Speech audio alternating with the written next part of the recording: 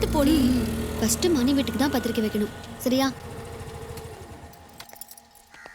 பரவாயில்லையே, வீடு ரொம்ப நல்லா இருக்கு. மாமா யாரோ 2 பேரும் புதுசா வந்திருக்காங்க. யாரு? அரே கணக்கு புள்ள பொண்ணு, என்ன கையில பத்திரிக்கை, மூஞ்சில சந்தோஷம், வீட்டுல ஏதாவது விசேஷமா? ஆமாங்க, எங்களுக்குலாம் சாப்பாடு உண்டுல. கண்டிப்பா உங்க எல்லாருக்கும் சாப்பாடு உண்டு. ஆனா நீங்க நினைக்கிற மாதிரி கோழி ஆடெல்லாம் கிடையாது. அந்த கர்மத்தை தான் தென்னான் தின்னுக்கு இருக்கோமே. எங்களுக்கு உன் கல்யாணம் சோறுத்தீங்கன்னா அவ்வளவுதான். அம்மாவும் அவரும் இருக்காங்களா? பத்திரிக்கை கொடுக்கணும். என் மாப்பிள்ளைக்கும் என் பொண்ணுக்கும் கல்யாணம்.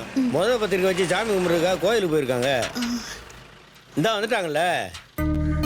வா மாப்பிள்ள, யார் வந்திருக்காங்க பாத்தியா? வாங்க அம்மா.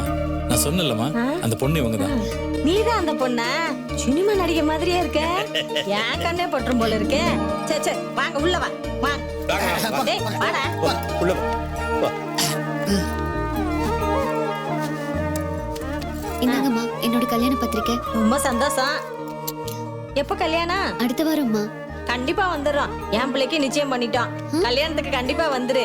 பத்திரிக்கை கொண்டு வந்து குடுறா. அட என்னம்மா, வீட்டுக்கு வந்த இடத்துல வச்சு பத்திரிக்கை கொடுன்னுட்டு அவங்க வீட்டுல போய் நேர்ல கொடுப்போம். அதுதானே மரியாதை.